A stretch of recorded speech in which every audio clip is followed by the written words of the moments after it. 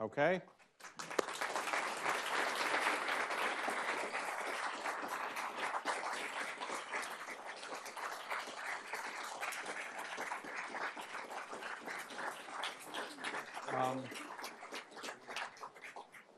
So let me just give an introduction, very brief, and Speaker and Fareed will have a conversation in just a moment. I just wanted to say, I was beginning to say that Marty Feldstein was a member of our board for about 16 years, a member of the council since 1980, and passed away suddenly a few days ago, and we're very sorry to see him, his loss.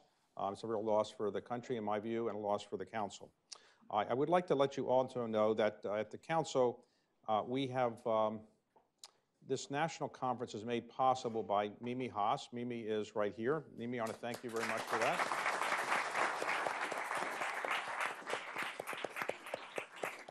And I'd like to let you know that we have a number of people here who have served with great distinction on our board who are retiring from our board. I just wanted to mention them and thank them publicly for their service.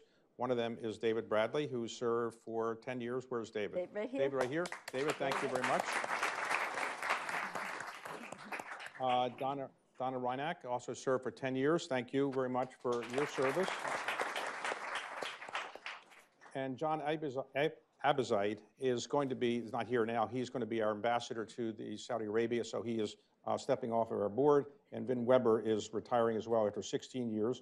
And I wanted to thank all of them for their service. Just to let you know, the board earlier today elected new members, Thad Allen, who's the former Commandant of the Coast Guard, Afsana Beshlas, Jay Johnson, Megan O'Sullivan, and Raphael Reif, and Dan Yergin will be on our new board members, and Dan is staying on the board. He was already on the board. So thank all of them who are here for your service. And I want to thank all of you for being part of our membership. We couldn't really survive without your support. We get a lot of support from philanthropists from all over the country, but very often many of our best philanthropists are people who are not in Washington, D.C. or New York. They're people from all over the country. And as I indicated earlier, you are all a very important part of the council. The council just almost completed our capital campaign. We set out a goal to raise $150 million. And we've raised just about $180 million. Thank you. Now, the Speaker applauded. Thank you very much.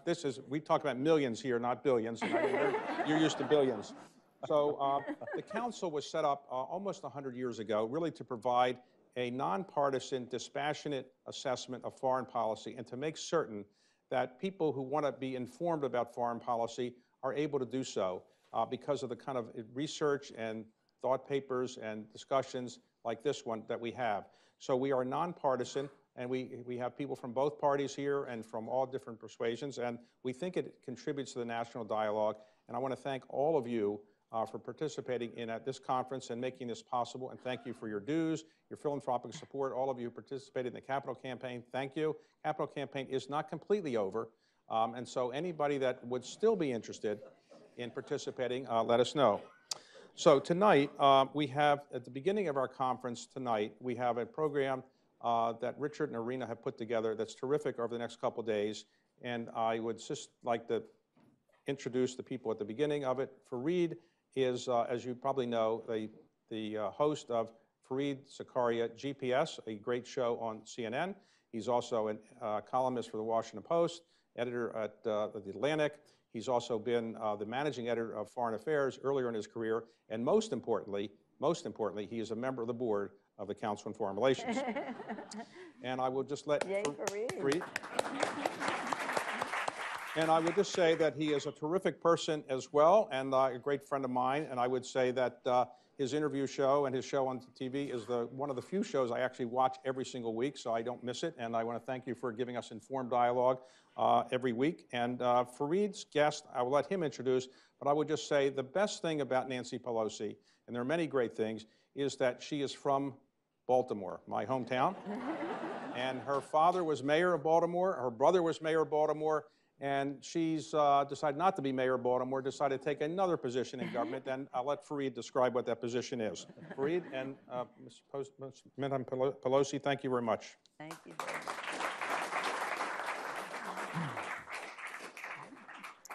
Thank you, David. You know, David is an extraordinary chairman of the council and a multi-talented person. He is very distinguished financier, built this extraordinary business, and he's always been very nice to me. But then one day I noticed, I turned on the TV and there he was with his own television show, interviewing his own guests and doing it so well that it sort of got me a little nervous. So, Madam Speaker, I know you have had a few leadership challenges, and I just want to point out to you that you may think they're all over, but you have the unconventional one may still present itself. So if David Rubenstein offers to renovate the Longworth office building, I would wonder about that, because, you know, maybe on your next foreign trip, you'll turn on the TV and discover that David is presiding over the House of Representatives. But David, thank you. Madam Speaker, Henry Kissinger says, those who need no introduction crave them the most. But I know this is not true of you. So I will simply say, Janet Napolitano, who is also a member of the board, said to me, and I think I have her permission to quote, saying, Nancy Pelosi might well be the most powerful woman in the world right now. So that's my introduction. Well, I thank you, Fareed, so much for the invitation to be here. David, we call him the pride of Baltimore. Your admonition is well taken, though, because every place I go, he's the chairman of the board. The Kennedy Center Honor, the Kennedy Center, the Smithsonian. Yeah, just hold on to your seat, that's all. He's a leader, and I say, David, how do you have time to do all of this? He said, I don't play golf. So many people don't play golf, but they don't have anywhere near his accomplishments. David, thank you for being the person who you are and doing so many things in the arts and education. Oh, and Duke University. Well, the list goes on and on. So thank you, David. And thank you, Fareed. Thank you, Richard Haas. Thank you all. Mimi Haas, thank you for making this weekend possible. Excuse me, Johnny? It's all in memory of Peter. Yes and no. Mimi is saying that this sponsorship of the weekend is in memory of Peter Haas, Mimi's husband, late husband, Peter Haas. He and Mimi and their entire Haas family have been a source of so many good things in our community and in California, but even in the world, really. And they've done it very quietly, whether it's the arts, education, University of California, whether it's sports. Don't forget the Warriors are on tonight. But baseball is theirs. And, but the list goes on. And now her sons are carrying on a tradition of great civic engagement and philanthropy to make the future better. That's what the Haas family has been about. Thank you, Mimi. Thank you so much. Mimi was reminding me that we've known each other for 46 years. Don't tell anybody. A very long time. Thank you, Mimi. And as far as Richard Haas is concerned, we always want to know, what does Richard think? So we always tune into what he thinks. And as far as Fareed is concerned with his show, I don't tune into too much TV, but it's very soothing to be informed in a calm, intellectual way about what's going on in the world, and then with the excitement of GPS, so you know it's about the future. Thank you, Fareed, for what you do. I just want to acknowledge Bernard Schwartz and his wife Denise, who are here, my dear friends, and I'm sad about Marty, but also thanking members of the board who are leaving and who are here. So yeah, it's an interesting time, isn't it? What do you think? What do you want to talk about? The Warriors? U.S.-Canada relationships on the basketball court? So, Madam Speaker, pleasure to have you. Donald Trump says he's done with you. No, I said that about him. I'm done with him. So Donald Trump says that he really doesn't like you, right? No. He said this publicly. Why do you get under his skin? As I said to a reporter today, analyzing the thinking, I use the word loosely, of the President of the United States is not what I spend my time on. I was kind of disappointed, though, when we were in Normandy. It just took a big 57 House members, Democrats and Republicans, evenly divided like Noah's Ark. One Democrat, one Republican, to Normandy. And in the morning, I was on Andrea Mitchell, and she asked me something about the president. I said, it is my practice, our custom, everybody respects it, that when we're overseas, we never criticize the president of the United States. And we were right there in Normandy with the tombstones behind us and the rest. So I just wasn't going to engage in that, but I never do anyway. It's our practice. When he then came on TV later in front of the same tombstones and started saying all this stuff, it was so beyond inappropriate. I felt really sorry for him. But why do you think, let me posit something. Do you think there's something about you being a strong woman who has bested him in the shutdown? Do you think that has something to do with it? Well, there's some New Yorkers in the crowd, right? But the New Yorkers told me, women in New York told me when he became president, they said, here's what he will do. It's what he always does. First, he will flatter, then he will bully, and then he will sue. That's just how that's what he does. And he's true to form, true to form. But our country is so great, and here we were in Normandy with 60 members, 57, one thing or another, illness in the family, 57. And it was almost 20 senators, Senate Democrats and Republicans as well, over there to pay our respects to our men, the courage of those who invaded Normandy. It was the biggest naval invasion in the history of the world, if not the biggest invasion under who would be President Eisenhower. Such an incredible thing. And it was, we were there to honor our veterans, many of whom were there in their 90s, many of them in their 90s. And that was our purpose, to thank them, but also as a recognition of the cooperation with our allies that made that success possible. And we have to remember that that was central to how we saved civilization as well as protected our freedom as we go forward. So this whole idea of protecting, of course, our country, first and foremost, that's our oath that we take to protect and defend, but to recognize that the collaboration with our allies is a very, very important part of all of that. Was then, it still is now. Do you think that the country is ready for impeachment hearings? Here's my thing. Our founders, we were so blessed, Fareed, with our founders. And many of us are history buffs, many of us are here. And we do believe that foreign policy should be nonpartisan, should stop, that debate should stop at the water's edge. It doesn't always. But basically, coming back to one guidance that our founders gave us, of all the great documents, and thank God they made the Constitution amendable, but with all the greatness of the documents they gave us a guidance, e pluribus unum, from many one. They couldn't imagine how many we would become or how different we would be from each other, but they knew that we had to be one.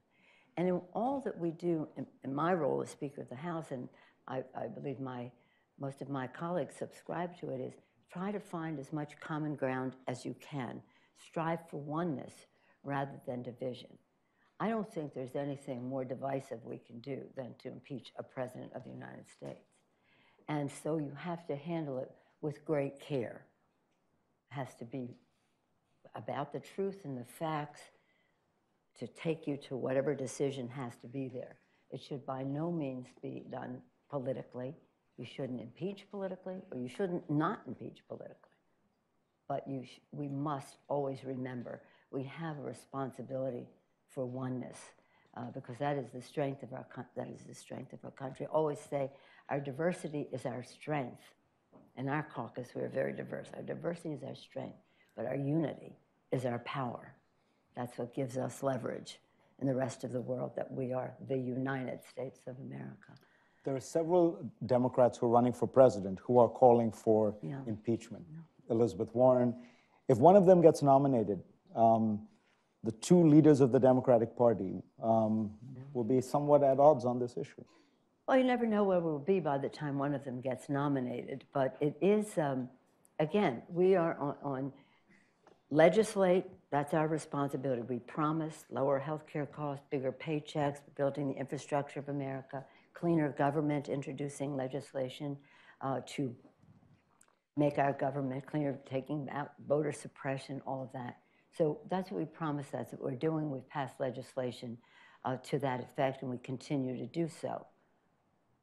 Legislate, investigate. We have cause. There was an assault on our country, an assault on our democratic institution of elections. We have a responsibility to get to the bottom of that. And because of the resistance that we're getting from the White House, we must litigate. So as we investigate and litigate, we'll go where the facts take us, with all due respect to whoever may be president of the United States.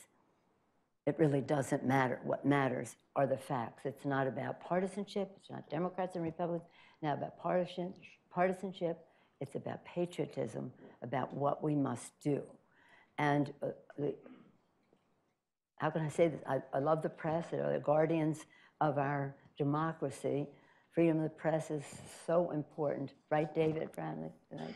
However, they just have an obsession with talking about impeachment. And every time one of my members says they're for impeachment, oh, the pressure's on. Pressure's not on.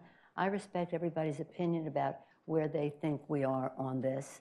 But I also respect the work of our chairman in terms of legislate, investigate, litigate. And we have that responsibility to find out what happened. What's sad for us is that this is a admitted assault on our democracy. Every agency, intelligence agency has high confidence that this happened. There's proof and the rest. The Mueller report subscribes to that. And the President of the United States says it's a hoax. It's a hoax. The President of the United States should be the one taking the lead to look into what happened there, and instead he's saying they could do it again. There's something very wrong with this picture. And so in any event, the facts, the truth, what's right for our country in the most unifying way, not dividing way. The Attorney General has been held in contempt by a House committee. There are two paths you can go down. The House can vote criminal contempt or civil contempt. In either case, I assume the Department of Justice will not be indicting the Attorney General.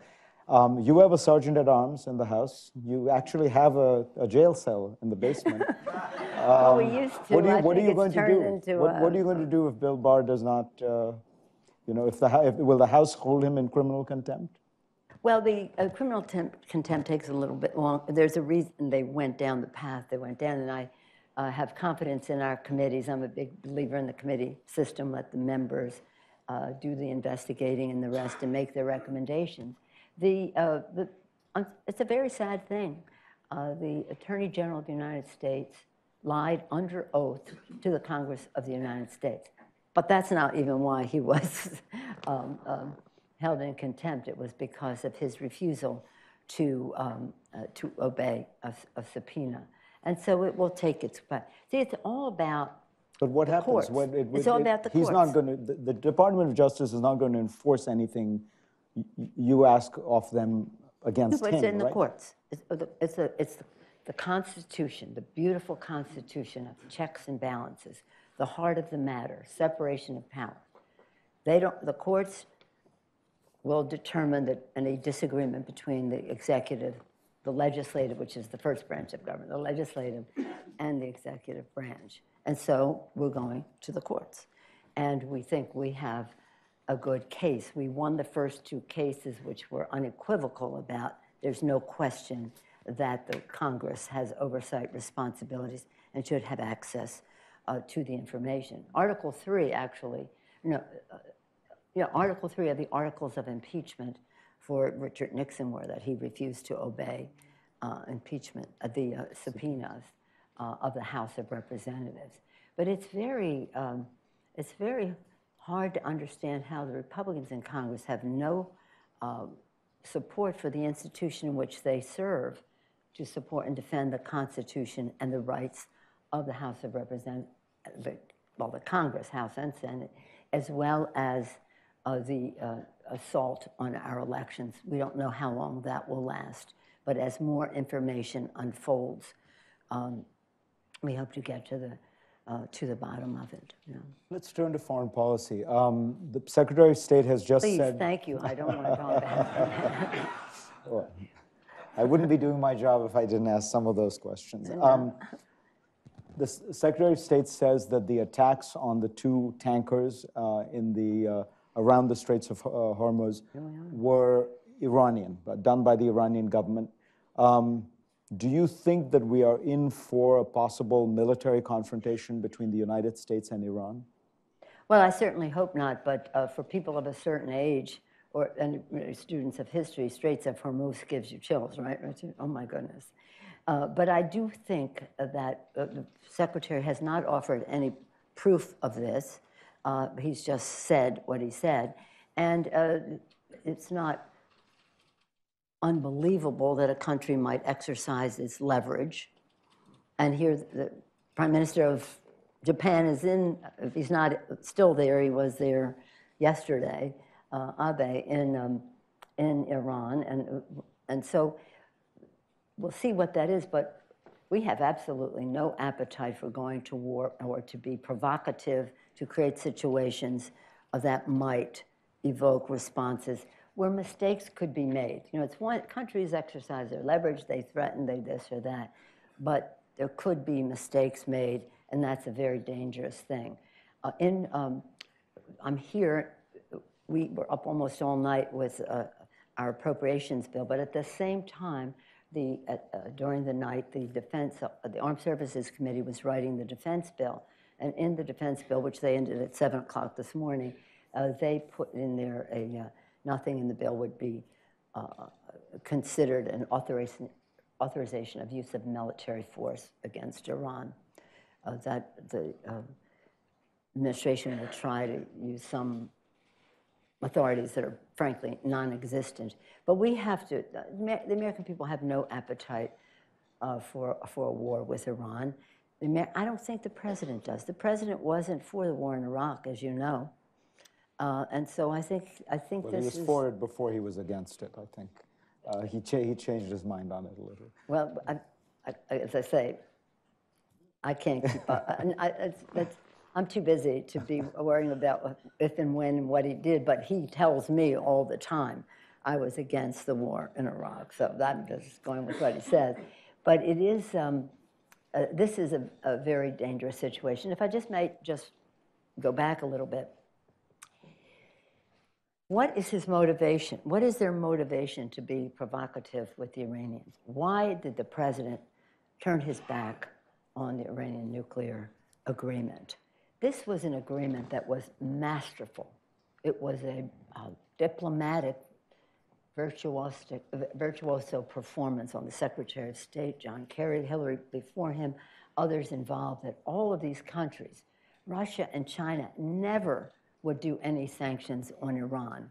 Never. They wouldn't, because Iran could be a source of fundamentalist activity in their regions, in both China and in. So they always look the other way with Iranian this or that, so that they would be part of this agreement. So from a diplomatic standpoint, it was remarkable, the countries that came together.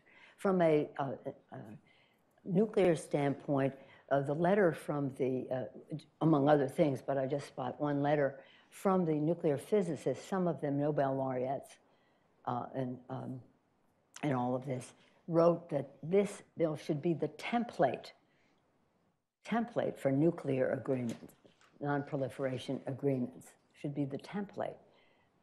Moniz, the Secretary of Energy, knows this stuff so well, communicating with the Iranians so they understood that he understood, and the others as well. So when we voted for that, and the Congress voted to support the president on that, it was having heard from all of the ambassadors from these countries coming in saying what their commitment was on it. It was a remarkable achievement. And it really, you have to wonder why, if you do not want Iran to have a nuclear weapon, and then you say, well, they could have a nuclear weapon in 10 years under this agreement. Well, without the agreement, they could have one in 1 year. So what's the logic except some other issue? That it was negotiated by President Obama. We had so many national security experts, whether they were ambassadors, generals, admirals, and all the rest, supporting the agreement as well. So it had official, diplomatic, national security, technical, nuclear, et cetera, support along the way. So why? So then he comes in and undoes that and inflames the U.S.-Iran issue. Why? What is the purpose? And then to I'm not going to accuse anybody of instigating anything, but for not having a policy that would smooth the waters, so to speak. Right. So again, I think he probably knows there's no appetite for war among the American people. And I myself very much was against the war in Iraq. So I see the consequences of it, and it's very sad. We just came back, as I said, from Normandy, but before Normandy, around President's Weekend, we were there for took a big delegation, bipartisan, to the Munich conference. And then following that, we went to Brussels. And then following that, with Mitch McConnell, we invited in a bipartisan way the Secretary General of NATO to give a joint address to the Congress of the United States. Never happened before on the 70th anniversary of NATO. I bring all of that up because in all of so many foreign ministers came to that, and all of those meetings and the rest, there's real fear, concern on the part of our allies as to what our path is, what is our mission, what is our plan, how does America intend to lead? We're the greatest country that ever existed in the history of the world. People look to us for leadership, and as recently as this weekend, we could see the concern that our allies have about the path that we're on, including vis-a-vis Iran. Let me ask you about trade. The president has invoked national security as a reason to threaten or impose tariffs on a variety of countries. Mm-hmm. The law that he's invoking is essentially a Cold War law, which was meant to be about protecting American steel industry in the geopolitical competition with the Soviet Union. He's using it for Japanese SUVs, for Canadian aluminum. Yeah. Is the president subverting the law in threatening these tariffs? Well, that law that you reference is a law that was to use that authority against our enemies. Enemies is the word in the law, against our enemies. And so, look, I don't want to be political here. This isn't a political arena. But just understand this. Mueller report comes out, tariffs on Mexico. It's a diversionary tactic. In the campaign, the president had two big things that he ran on. That's his positive agenda: anti-immigration and anti-trade. That's his agenda. So, I heard Angela Merkel in Munich at the speech that she gave to the leaders who were gathered there to say, I don't know, it's a national security issue for German cars, many of which are made in South Carolina, to be sold in the United States. And what? So, the trade issue is a red meat issue for his base. And I'll tell you this, I have been fighting China on trade for 30 years, since Tiananmen Square. June 4th, we observed the 30th anniversary of the massacre in Tiananmen Square. So sad.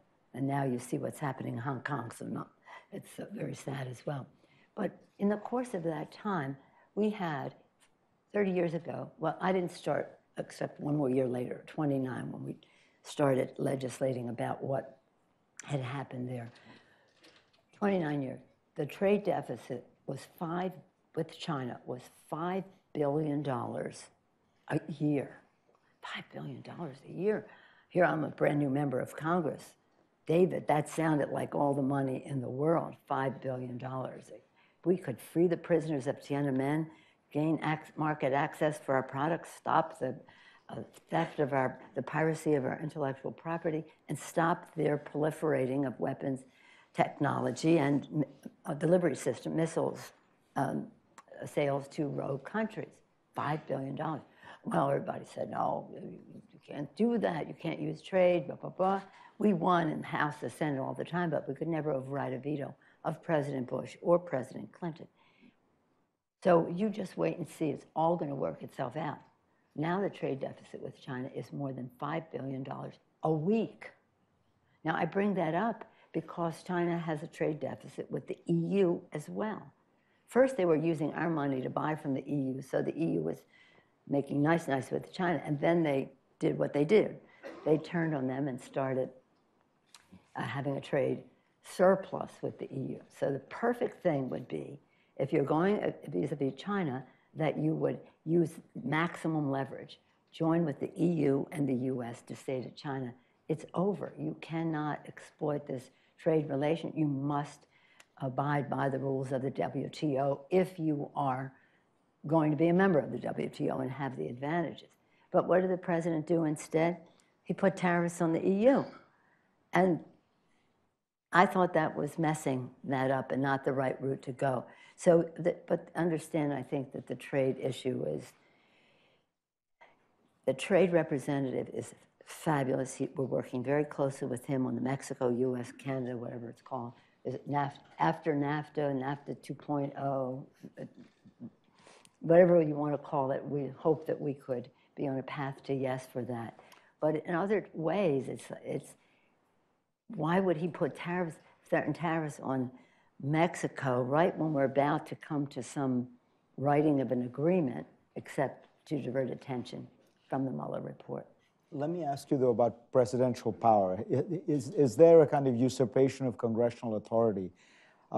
Since 1976, when Congress declared a national emergency act, Gerald Ford signed it, there have been the presidents have declared 59 emergencies. 32 are still in place. We still have national emergencies in place about Macedonia, about Lebanon, about the Iran hostage crisis.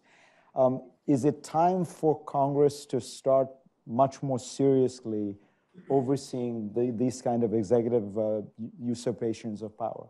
Yeah, I think Congress were accomplices in some of these things, but we're dealing with presidents with whom we had shared values, and to give the president the facility to do what he needed, or hopefully one day she needed to do. But it has gone too far. And if it's a national emergency, it's one thing. But if it's to declare a national emergency that doesn't exist is an exploitation of an opportunity that shouldn't be taking place. He's doing it with Saudi arms sales. There is an end run around Congress. Is there something you intend to do to prevent that or to counter it? We have no, Congress will vote against the arms sales to Saudi Arabia and the other countries too. It's unfortunate that the Emirates and Jordan, countries that had nothing to do with Yemen or to do with Khashoggi or do with other things, are caught in that, but it is what we have to address. So there will be a vote to remove any authority to make those sales to Saudi Arabia. But there's something more about Saudi Arabia, and that is, this is nuclear technology that he is transferring to Saudi Arabia. So it runs into other acts of Congress that cannot be ignored. So this is going to be quite a discussion. And you have to wonder, what's with Saudi Arabia? Why, of all the countries in the world, did the President of the United States choose as his first country to visit Saudi Arabia? President Bush and President Clinton, all the presidents since Reagan went to either Canada or Mexico. There are plenty other allies that this president could have visited. What was the purpose of giving so much face to Saudi Arabia? Follow the money, what's going on here? And there is a question of who is financially benefiting from the nuclear part of the sales to Saudi Arabia. So this is something that we will fight, and we'll have bipartisan support to fight. Because it's about Yemen. We already had that vote. He vetoed it, but it was a strong bipartisan vote in the Congress. And so the case against Saudi Arabia in terms of Yemen, in terms of Khashoggi, in terms of so much that they should not be receiving these weapon sales is very strongly bipartisan in the Congress. Will President Trump be able to build his wall using Defense Department monies? No. No. The bill that ended at 7 a.m. prohibits that from happening, but we're also in the courts, and we won in one of the courts that said you can't use defense money for that purpose. But again, you go one court, you never know about the courts. It depends on the venue and the judge and the rest. So we'll continue to make that case. And the decision was the Congress of the United States has the authority to appropriate funds. And that's the law. That's the Constitution. It's right there in the Second Amendment, but it's also in the court decision. So always think of it, the C's, the Constitution, the Congress, the courts. And that's the path that we're taking with them. The asylum system does seem to be overwhelmed, if not broken, when you have these many people presenting themselves at the border. I'm sure you don't like what President Trump is doing, but surely the Democrats also have a responsibility to come up with some fix that would work. Well, we have to have comprehensive immigration reform. The Senate voted that in a very bipartisan way a few years ago, but the House Speaker then would not bring it to the floor, but we have to have comprehensive immigration reform. On the question of asylum, the evangelical community has been very positive on immigration, and they testified in one of our, before we won the majority, we had, I guess you'd call it a rump hearing, but a hearing in which we had it, you'll know exactly when, because it was when the president had the Muslim ban. And we had a big hearing with the diplomats coming in, military people coming in, everybody coming in and saying this was wrong, it was wrong, it was wrong, including the evangelicals. And the evangelicals at that hearing stated, when I say evangelicals, I don't mean one person, I mean the representative for the American Association of Evangelicals said the following: the United States Refugee Resettlement Program is the crown jewel of American humanitarianism, the crown jewel. We have a responsibility, as all countries do, as far as refugees are concerned. In terms of the situation we see now, that's a big number there, but a small number compared to what other countries have taken in terms of refugees that you know better than any of us in terms of Syria and other safety valves for refugees coming into countries. But here's the thing. We have to look at it comprehensively. The Northern Triangle countries, we have in our legislation funds to assist there to try to alleviate the causes for the departures of these people from those countries. We have to do it in a way that goes directly to the people or to the NGOs and the rest, because there's corruption wherever there's a lot of money going into a situation like that. These people are leaving because they have no choice. They'll either be killed, or their children will be forced to join a gang or be killed, and the rest of that. That's the only reason somebody would take the chance to cross a desert to try to come to our country. And of course, when they come here, they want economic opportunity. That's not what the asylum purpose is, but it's about fear of well-founded, fear of persecution, death, whatever, in their country. So we've got to try to keep people home by using the appropriated funds appropriately. At the border, we have to have more funds, which we have appropriated and given the administration, for more judges to facilitate the process. You don't qualify, you go back. That's just the way it is. But not to have this tremendous backlog. The humanitarian needs are great, and we have bipartisan agreement on much of the humanitarian needs that are there. But so that is in terms of addressing the humanitarian crisis that is there. But the refugee resettlement issue, the refugee issue has to be part of comprehensive immigration reform. I'm going to open it up to questions. Oh, Before I do, I'm going to ask you one last question, which is, if you were to give advice to some of the candidates who are running for the Democratic primary, as somebody, again, who seems to have handled President Trump very well, what would you tell them? What is the advice you would give them about how to run against Donald Trump? Forget about him. Just talk about what you have to offer. Everybody knows the situation that exists in the White House. So my whole thing, what I tell everybody, my candidates for Congress and the rest, and that's, I think, one of the reasons we won in 2018, I said, don't even mention his name. This is about what you have to offer. People are concerned about health care in America. They're concerned about the stagnation of their wages. They're concerned and skeptical about even government working for them rather than for the special interest. So just talk about what you have to offer. So I would say to them, and as I say to these presidentials, show them your why. What is your vision? Why are you running? Show them your knowledge. What do you know about it? Is it climate change? Is it economic security? What is your why? You know, what motivates you to run and think that you will be the best president of the United States? Your why, your what do you know? What judgment can you demonstrate by the knowledge that you have? How are you going to get it done? Vision, knowledge, strategic thinking. Show them all of that, because that's what a leader has to demonstrate.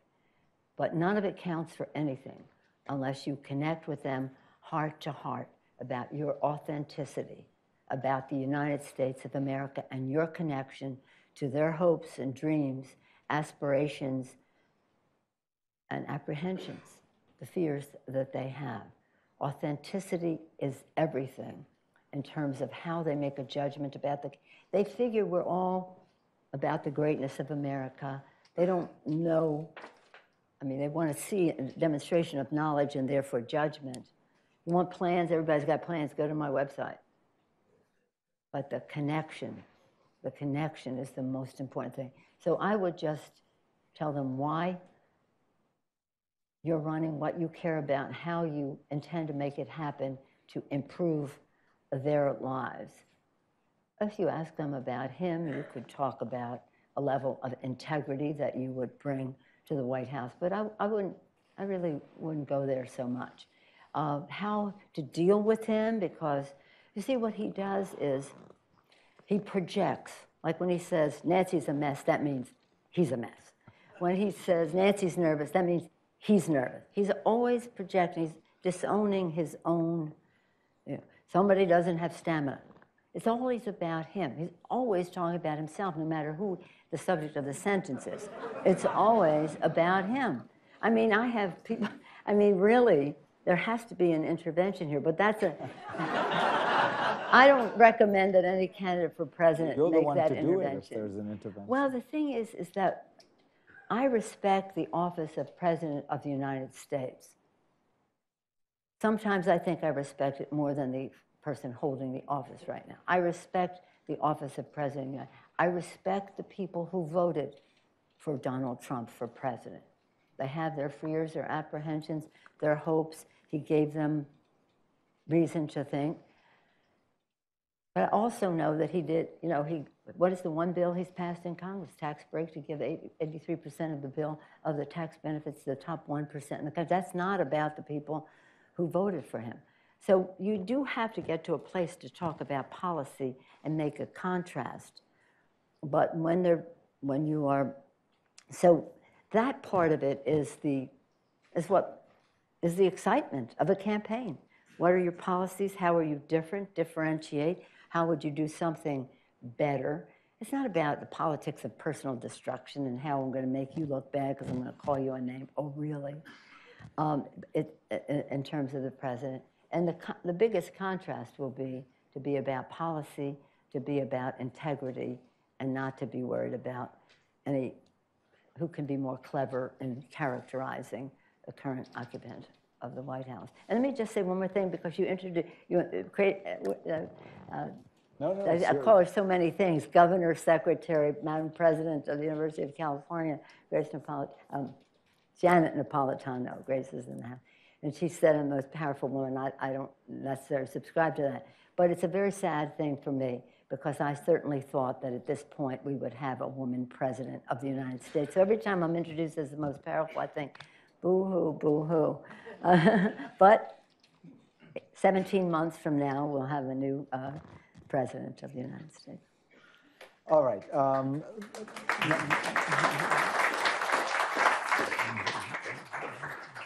Now, we always say this, but I will actually exercise my powers here.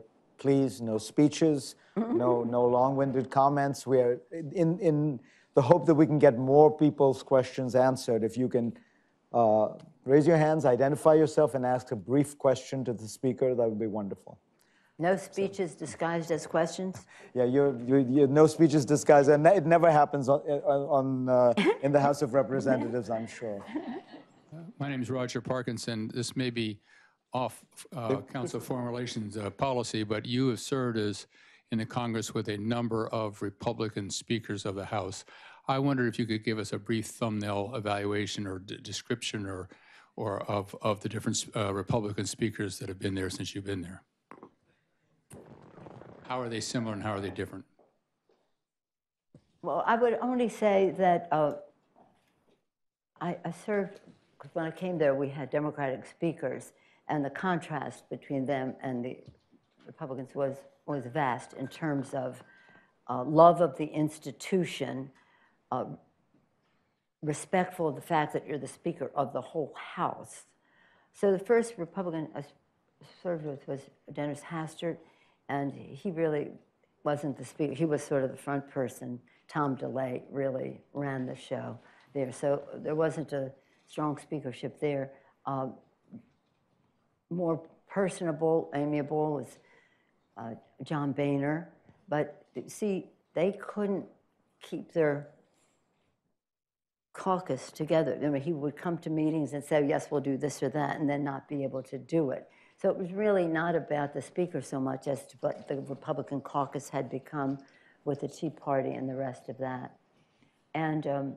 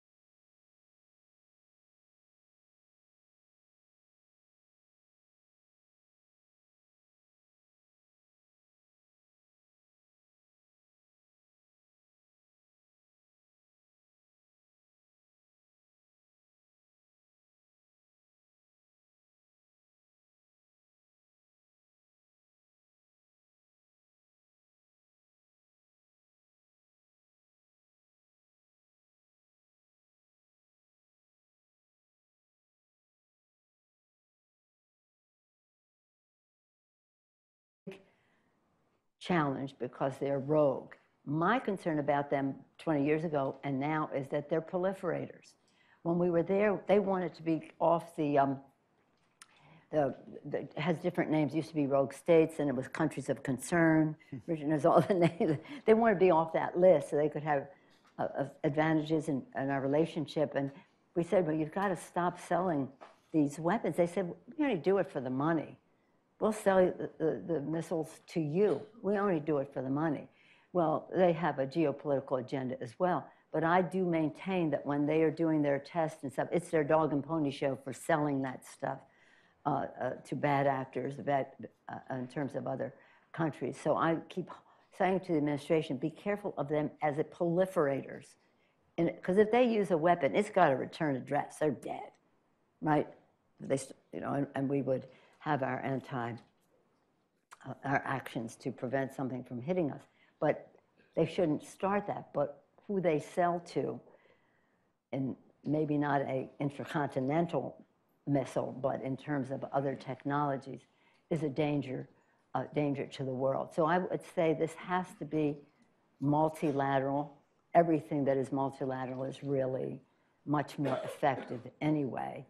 And they have to know that there's a global intervention as to what they are doing, and that they're not going to get praised to the sky for being good guys whom the President of the United States loves. In the interest of time, I'm not going on to what you see when you go to North Korea, but that was 20 years ago, so maybe things have improved somewhat in terms of starvation in a country that advocates self-reliance as their mantra. But I thank you for your question. This is big, because this is really, hopefully, I would like to think the remaining nuclear threat in terms of proliferation. But that would be probably too optimistic, but nonetheless a very significant one. And proliferation, I mentioned as one of the pillars of our security when we talked about, that is the deterrence of it all. That's so essential, and America has to be preeminent in all that. That's why I'm disappointed in what the president did in terms of Iran. Since that was the last question, may I thank you, Fareed. Let me just say, I'm so happy to be here. The first time I came here, Pete Peterson interviewed me, and I love him so much. Such a darling man. Yesterday, a couple of days ago, I participated in his fiscal conference in Washington, D.C., so I'm very honored to be. My family's very excited that I'm being interviewed by Fareed Zakaria, because he's the future. He's the present and the future. Let me give you one thing to toss in, because you had said to me that you liked one element of the show, which was the book of the week. Okay. And you've actually, in the past, been kind enough to send me books, one of which I did recommend. Let me hand the book of the week recommendation over to you this week. What book would you recommend that you've recently read that you think people would profit from?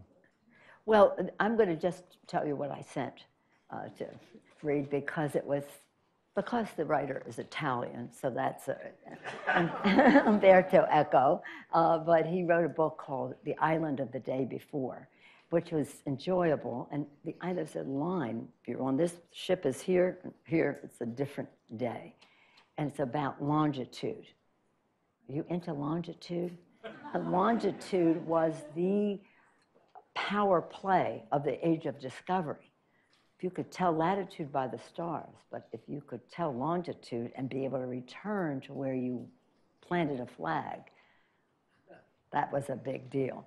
So I sent for you two books. One was The Island of the Day Before, which is a novel, and the other one is Longitude, about how finally longitude was able to be determined and maintained on a ship in the salty seas and the rest of that. If that doesn't really turn you on, for a complete change of total pace, one thing I was reading recently was something called Circe, which is about Greek mythology. So that's to get your mind off of your day job. But let me just say this, because I come here, I mentioned when I came before as a House Democratic leader for the first time with Pete Peterson, and Council of Foreign Relations. It was a big honor. This time I come as Speaker of the House, in a House that has so many more women members. And it's such an honor for us as we, in this Congress, we will observe the 100th anniversary of women receiving the right to vote, fighting for it, marching for it, not getting it. When the vote came forth, it said women given the right to vote, not given at all. But that's a whole other subject. But now in the Congress, in this Congress that will celebrate the 100th anniversary of women having the right to vote, we have 105 members, women members of Congress. First time we've gone over 100. 91 of them are Democrats, but in any event, I find that to be the most wholesome advance that we can make. The more women in politics and in government, I think the more wholesome it all is. So I encourage all women to know their power, get out there and run for office or help others do so.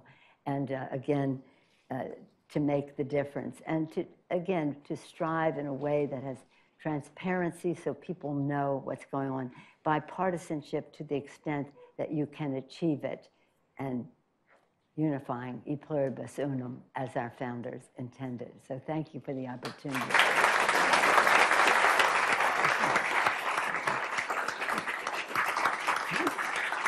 Are we finished? Madam Secretary. Thank you.